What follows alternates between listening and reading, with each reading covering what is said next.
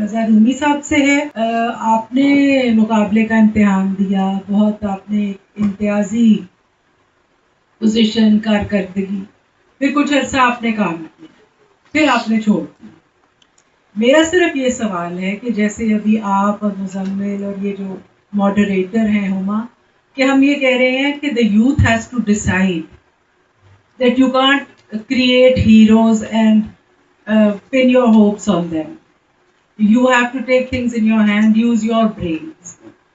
That has not been possible because people born in 84, 85 are now the mainstream of Pakistan, mid-40s, early 40s. They were born when Muzammal says that mushrooming of madrasas and right wing. آپ کے ساتھ جو افسر ہیں جو نہیں گئے, وہ بہت لائق ہوں گے, بہت قابل ہوں گے.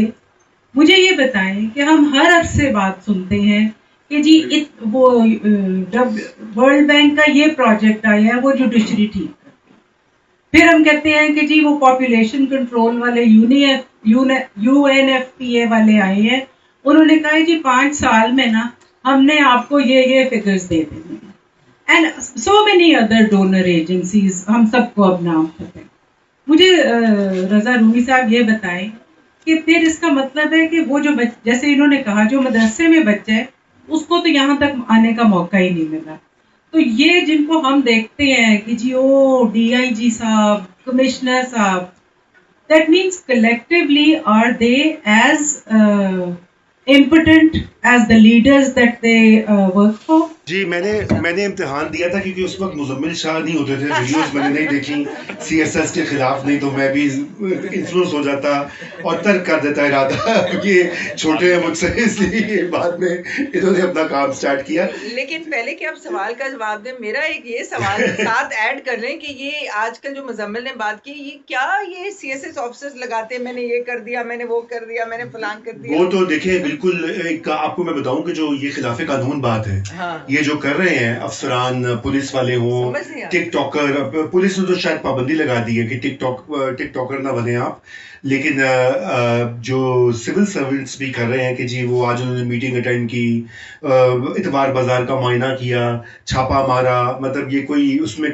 حاصل حصول کیا ہوا ہے, اس پہ پابندی لگنی چاہیے. یہ بالکل ایک غلط روش ہے, کیونکہ پھر آپ کی جو گورننس ہے وہ پرفارمیٹیو بن جاتی ہے, وہ ایک پرفارمنس بن جاتی ہے, اس میں کوئی ٹھوس سبسٹنس نہیں رہتا. مزمل نے کہا ثاقب نثار بن گیا, وہی بات, وہ ایک وہ چیز آ رہی ہے نا ساری.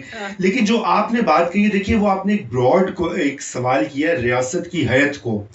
1947 میں ہم نے جو ریاست انہیریٹ کی, انہوں نے مزمل نے ٹھیک کہا کہ جو چارٹر جو ڈیمانڈ کی تھی ہمیں علیحدہ کر دو, تو جو انگریز کے ٹرینڈ بیوروکریٹس تھے انہوں نے آ کے نئی ریاست کی تشکیل کی, انہوں نے سارے رولز اور قوانین, اور آج بھی وہی چل رہا ہے. تو یہ جو سول سروس آپ کو دکھائی دیتی ہے, یہ جو پولیس دکھائی, آپ کو پتا ہوگا کہ جو پاکستان میں پولیس کا سسٹم ہے وہ 1861 میں بنا تھا. ہندوستان, پاکستان, بنگلہ دیش میں پولیس ایکٹ جو ہے وہ 1861 کے, اس میں چینجز بھی نہیں ہوئی, جو ہوئی تھی تھوڑی بہت 2002 میں ان کو ریورس کر دیا. تو ہم ایک نو آبادیاتی ریاست جو ہے وہ 21ویں صدی کے 25 کروڑ کے لوگوں پر مشتمل ایک جو ملک ہے اس کو چلا رہی ہے. پہلا تو یہ پرابلم ہے, اس لیے وہ ورلڈ بینک کی طرف دیکھتے ہیں, اس لیے بار بار آئی ایم ایف کے پاس جاتے ہیں, اپنی سوورنٹی خود مختاری کو سرنڈر کر دیتے ہیں, اور ان کی غلط سے غلط ایڈوائس بھی جو ہوتی ہے وہ لے کر یہاں پہ یہ جو لیویز لگ رہی ہیں, یہ جو مزمل اگزامپل دیا, اس طرح کی لاتعداد پالیسیز ہیں جو اینٹی پیپل ہیں. کالونسٹ بھی اینٹی پیپل تھے. تو یہ جو ریاست, یہ بیوروکریسی ہے, یہ پرو پیپل نہیں ہے, ان میں لوگوں کا مفاد ان کو عزیز نہیں ہے. لوگوں کو کنٹرول کیسے کرنا ہے, ڈنڈا کیسے لگانا ہے, پیکا کیسے لگانا ہے, اٹھانا کیسے ہے, مسنگ پرسن کیسے کرنا ہے. سی سی ڈی نے جا کے مار دیا کتنے ہزار لوگ, اندازہ کریں کہیں اور سویلائز دنیا میں یہ ہو تو یہ بہت بڑا سکینڈل ہو, لیکن یہاں پہ لوگ تعریف کرتے ہیں, لوگ کہتے ہیں جی بڑا ودیا کام کیتا ہے, ایک گنڈیا نو سارا صاف کر دیتا ہے مریم نے. میں نے خود لوگوں نے سونا, میں نے اس میں چھوٹا سا میرا سوال ہے کہ جو سی ایس پی افسر ہے وہ تو ایلیٹ کا نہیں ہوتا, وہ تو بہت محنت کرتے ہیں جی اس عہدے تک آتا ہے. وہ کلب میں آ جاتے ہیں نا. دیکھیں وہ ایلیٹ کلب میں بن جاتے ہیں. جی 77 سال میں اس کی آپ کا نہیں، وہ اس کی ایولیوشن نہیں ہوئی، کیونکہ دیکھیے وہ ہوتا یہ ہے کہ وہ آپ مڈل کلاس سے اکثر افسران، فوجی بھی، سویلین بھی، جی مڈل، وہی اس میں لوور اپر سب آتے ہیں، براڈ کیٹیگری ہے.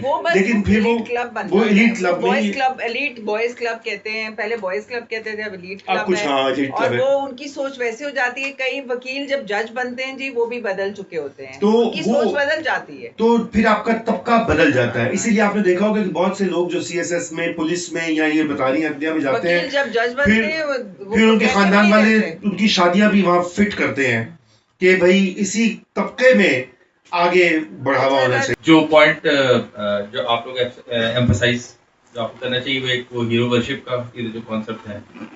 آئرنی دیکھیں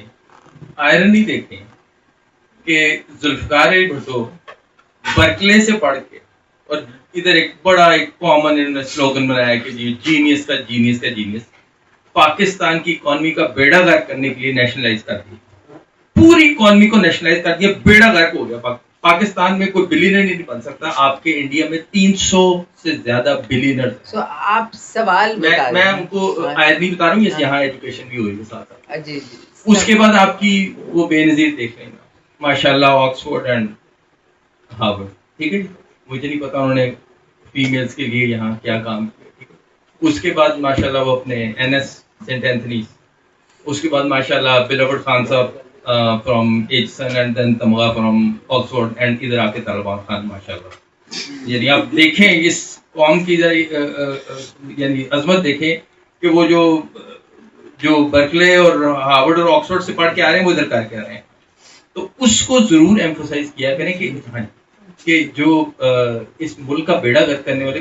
وہ ہم نے بات کی. سوال یہی ہے نا کہ ایلیٹ کیپچر ہے یہ سارا اس ملک پہ. تو یہ میں جی میرا کہنے کا مقصد یہ تھا کہ اس ملک کا بیڑا غرق کرنے والے آکسفورڈ ہارورڈ، ٹھیک ہے، وہ ادھر کا بیچارہ جو مدرسے میں پڑھتا وہ بیچارہ نہیں تھا. یہ ٹریجڈی ہے اس ملک کی. یہ میں آپ کو پوائنٹ. دیکھیے اعداد و شمار اگر آپ دیکھیں تو ہر سال پاکستان میں کوئی 30 سے 40 لاکھ نوجوان لیبر مارکیٹ میں انٹر ہوتے ہیں ہر طبقے پر. اچھا، یہ یوتھ کا بھی جو ذکر ہو رہا ہے، میں تھوڑا سا یہ کوالیفائی کر دوں کہ یہ بھی ڈیوائیڈڈ ہوتی ہے کلاس لائنز کے اوپر. ایک ورکنگ کلاس کی یوتھ ہے، مڈل کلاس کی یوتھ ہے، اپر کلاس کی یوتھ ہے، اپر مڈل کلاس کی یوتھ ہے. جو ورکنگ کلاس کی یوتھ ہے وہ تو اس یوتھ میں بھی 50% سے زیادہ ناخواندگی ہے، الٹریسی ہے کمپلیٹ.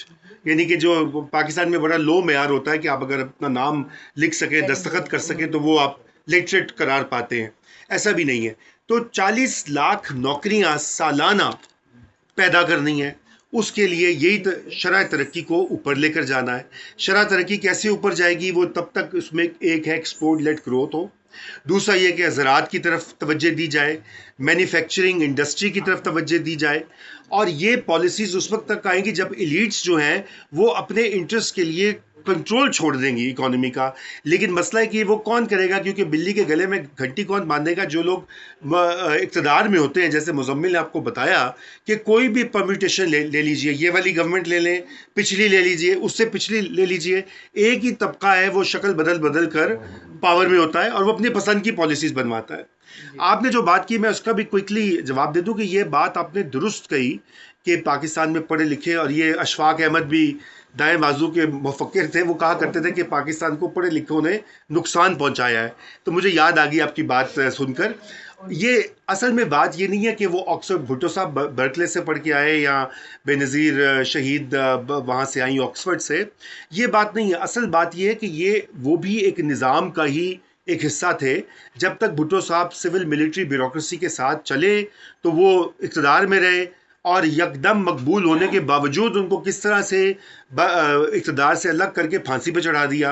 اور آج تک ان کی کتنے پتہ نہیں 20 کے 30 سالوں کے بعد سپریم کورٹ کو خیال آیا کہ ہاں ہم نے غلط فیصلہ کیا تھا، اس کو بھی انہوں نے کوئی ازالہ نہیں کیا.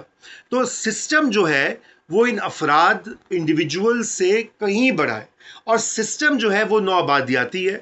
اور اس سسٹم کو بدلنے کی جب تک ہم صحیح نہیں کریں گے اور اس کے لیے ایک تحریک، ایک الائنس، ایک شعور نہیں آئے گا کہ کس طرح سے بیوروکریسی کو پبلک ویلفیئر کے تابع کیا جائے، کس طرح سے ملٹری کو جواب دہ کیا جائے کہ ان کا بجٹ جو ہے وہ جب مانگیں ہر سال.